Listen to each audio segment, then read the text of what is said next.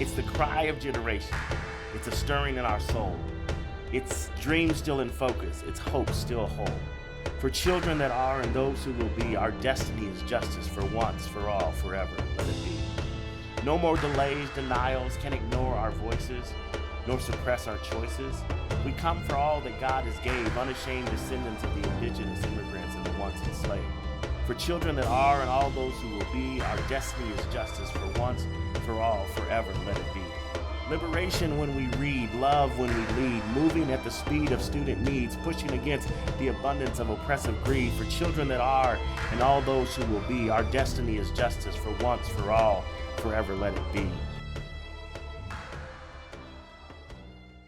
We'll start off. Just introduce yourself. Who are you? Okay. And kind of talk a little bit about your journey to this point in your life. I mean, you are a superintendent of one of our. You're a superintendent of the destination district. Let me get it right? Yep, there you go. Superintendent of the destination district. But how did you get here? Now, you didn't just wake up, be born the superintendent. Right. What was the pathway here? And as you talk about your pathway, what were some of the moments where you saw justice and the moments where you saw injustices? Wow. I appreciate, first of all, the opportunity to sit down and talk with you. Yeah. I always, if you don't mind, just as I always like to introduce myself when you ask me who am I. Yeah. I talk about being a man of faith, number one.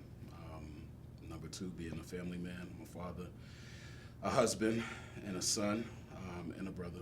And that means a lot to me. I hold that in high value. And then I also consider myself to be a servant, to my community and to the folks around me. And I've served in many different roles. And I know we'll talk a little bit about where I am right now, but in all my roles, it's been about service, giving back, creating opportunities for my community. Yeah. So that's who I am.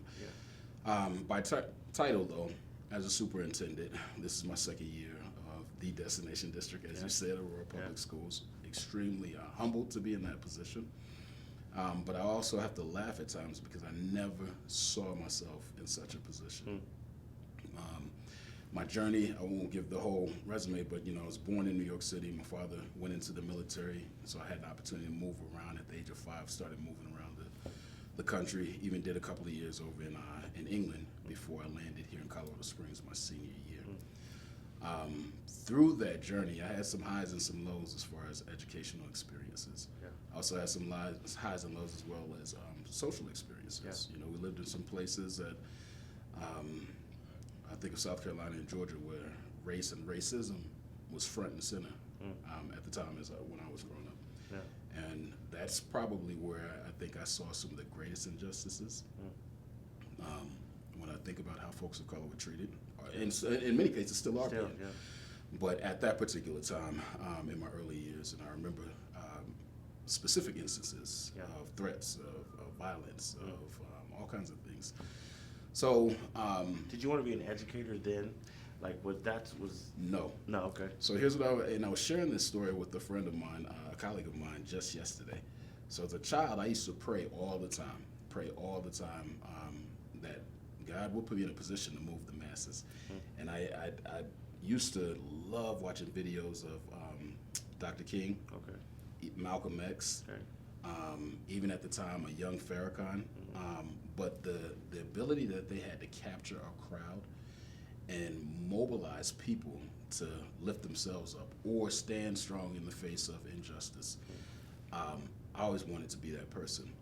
In my young mind, I thought it had to look like that, right? Yeah. And so all throughout my career, growing up, I was looking for opportunities to kind of be a spokesperson, to stand in the way of injustice or whatever that might be. But somehow that led me to going into criminal justice. And then from criminal justice as a counselor, I went into educational counseling. And then through educational counseling, I began to matriculate through the system as a dean, assistant principal, and then into the district office. But never did I ever say, I want to be that person or I want to do that. It's just because of my work, because people around me, they saw an opportunity, started to promote me into different positions. I shared that story in conjunction with the original story around praying to be in a position to move the masses. It wasn't until maybe 7, 8 years ago that I realized God delivered on my prayer years ago.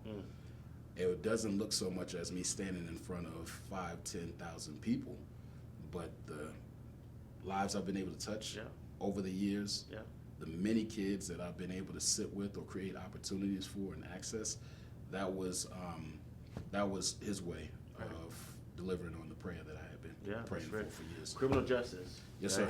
Mm-hmm. You saw a lot. Yeah. There, the young people that you were working with. Mm-hmm. You saw some of the injustice and struggles that they were dealing with. Mm-hmm. How did that inform your steps? I mean, one of the things I love about your story too is you see this constant theme of care for others, this constant theme of care for young people, to move them from places of despair, really, to the realization of hope, right? You're doing that now as a systems leader. And I am not naive to believe that you don't face resistance, and you haven't faced resistance in all the positions that you've had. Why is there resistance? Why would there be resistance to you wanting to see young black boys thrive, young Latino boys thrive, young Latina girls thriving? Why would there be resistance in any of the roles that you played to seeing those young people succeed? If we're real about it, the foundation of this nation was not built on seeing kids who look like me and you succeed to begin with. Yeah. So I think it starts there. Okay.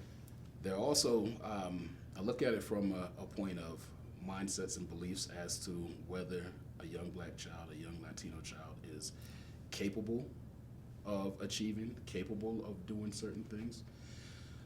Then the second piece, I believe that there's a fear also that if they are capable and if they have the opportunity, then that's going to come at a loss of some sort for me as not being black or brown, be it white or whatever race. There's some power that I'm giving up. There's some access that I'm giving up. Some opportunity I might lose. Some opportunity that I'm giving up if I allow space for these students or this community to thrive.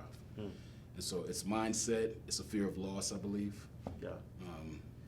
That's real. I mean, it's real. That you get back to the foundationally, we've had a toxic mindset about our beliefs about our neighbors, right? These, as we say here, these are your neighbors, black, brown, white. And these are your neighbors, and there's a belief, to your point, that some neighbors can succeed and some neighbors can't. Right. We see that in some classrooms. One of the other things that folks don't know, in another district, you were leading the charge for equity, right? In a district, and we don't have to mention it, but in a district where most folks would say that was not at the forefront of their belief. Agreed. That in this district, me growing up, I'm a Aurora kid, right, and won't say the neighboring district that we had to deal with, but we never growing up saw that district as concerned about us unless we could win a championship in basketball or football.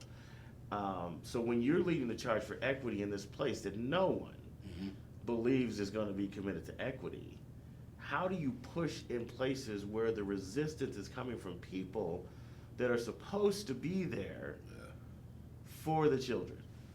So I got to tell you, the first thing, I believe it starts with being resolute in who you are and what your purpose is. I'm very confident in who I am and what my purpose is. And like I share with you, I'm here to serve, and I'm very clear about who I'm serving. Now, I serve all kids in all communities, but I'm also very clear about my need for intense service and dedicated service to my community. Right? So that's number one. Number two, I'm very fortunate. I've been fortunate to have some role models that I've seen stand in the line of fire too. And they gave me a model of, well, if they can do it and they made that type of a sacrifice, who would I be not to? You know what I mean? Yeah. So I'll throw some names like a John Buckner, a Brooke Gregory.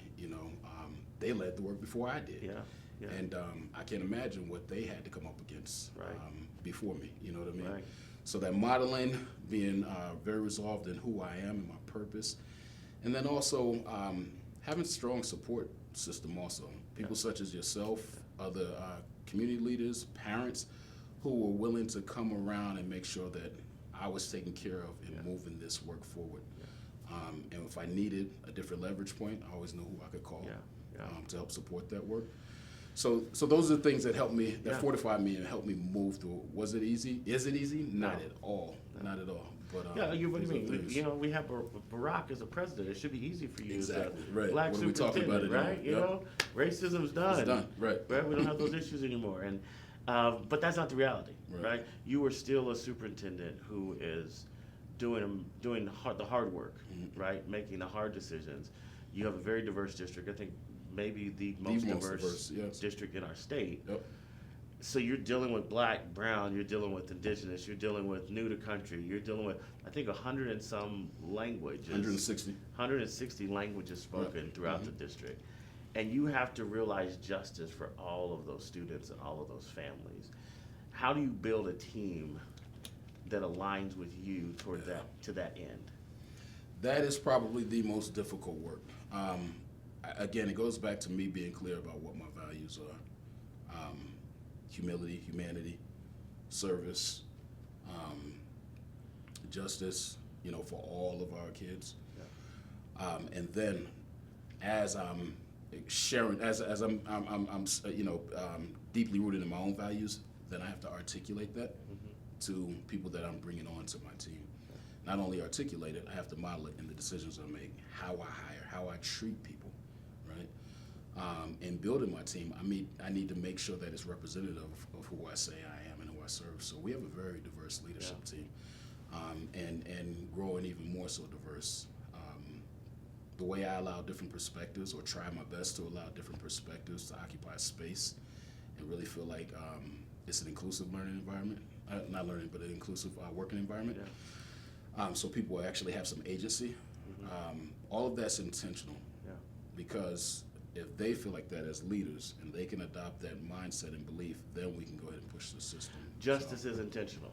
Yes, that's what you're absolutely saying. Intentional. It doesn't. It's not an accidental thing. We're not going to slip and say, "Oh, there's justice." Right. You have to, and again, speaking to you, justice from a leadership perspective, it is intentional, and you every day are making decisions that are intentionally aligned with the justice. I mean, what do you say to Aurora Public Schools? What's the vision there at Aurora Public Schools? You guys' vision statement. You talk about. Now you gonna put me on the spot. I got you on the spot. I'm good. You took me on the spot now. We're talking about it's not every child. It's No, it's not every child. It's Oh my God. Why would you ask me that right now? Yeah, well, don't worry. This one. I'm so stuck on the strategic plan. Yeah, that's right. So, but again, going back to this about this being intentional, right? Every student succeeds. Every student succeeds. Yeah. See, I knew there was every student somewhere. That's what it is. Yeah. Every student succeeds, and when you say that, you literally mean we are going to move every resource in this district to achieve that. Yes. Does that go over well with people who want to just maintain? No, not at all. Okay. I fight battles every day. Sometimes I fight battles that I know I'm fighting. Sometimes I don't find out I'm fighting a battle until 2 weeks later. Right. Because the system oftentimes wants to maintain itself, especially if I'm sitting in a position of benefit within that system. And so when you're trying to make changes, sometimes I get people who will placate me. Sometimes I get people who won't, and they'll, outwardly, explicitly, want to be in opposition. Yeah. But yeah, that's a constant battle on a daily basis. You're also a dad. Absolutely. And so, like me, we navigate this system not just from a professional standpoint, but very personal. Sure. And so, as a dad, how have you ensured that your child was going to get justice? And what does that battle look like? Because people think, it must be easy because, you have a dad that works in the system. And actually, it is like... It's a heartache. Yes, yeah. I take the approach of, my wife and I, we go back and forth all the time. There have been times where many have told me I need to go in and fight the system.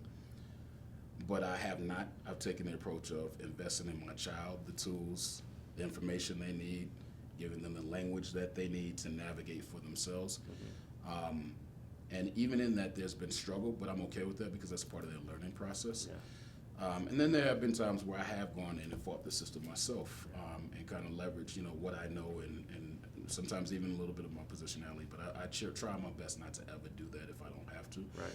But the main point that I guess I want to, when I think about this ideal of justice, I don't have faith, and I don't mean to be a downer, but I don't have faith that the system is going to change nearly at the pace that we need it to really achieve this idea of justice for all. But what I do have faith in is that if we educate ourselves and invest the tools and resources in our community, that I believe the community will then be able to create the culture and the society that they need to achieve this idea of justice. So in your lifetime, right, in our lifetime, right, let's say 40 years from now, Right. we want to be sitting on a porch, having a lemonade, and we're looking out, and the landscape has changed how?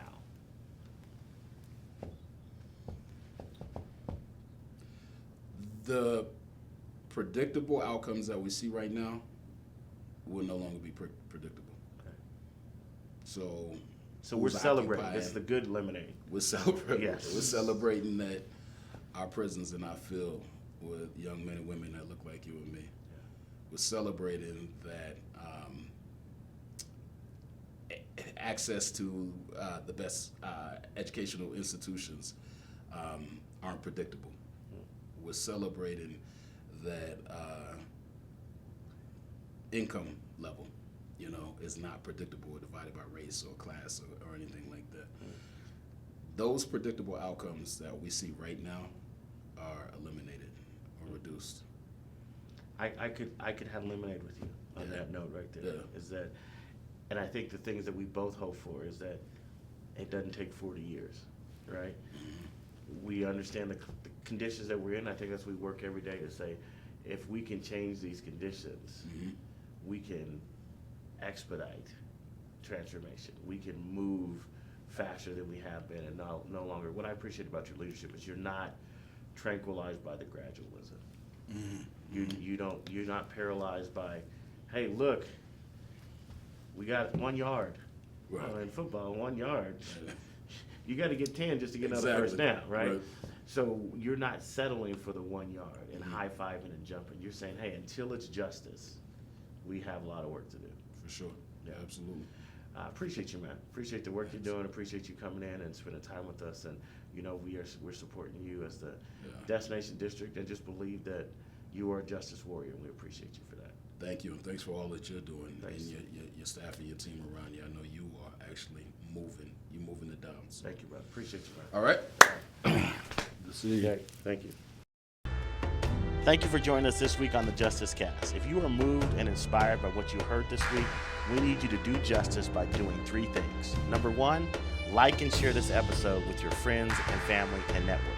Number 2, sign and share the Do Justice Pledge. And 3, join us for an upcoming Do Justice action. You can find those listed on our website at www.faithbridgeco.org. That's www.faithbridgeco.org. Remember, the world we believe for is possible. Do justice. Thank you to APS Superintendent Michael Giles for being our guest this week. Thank you to our funders and sponsors. Join us next week when Vernon sits down with Dr. Darlene Ledoux.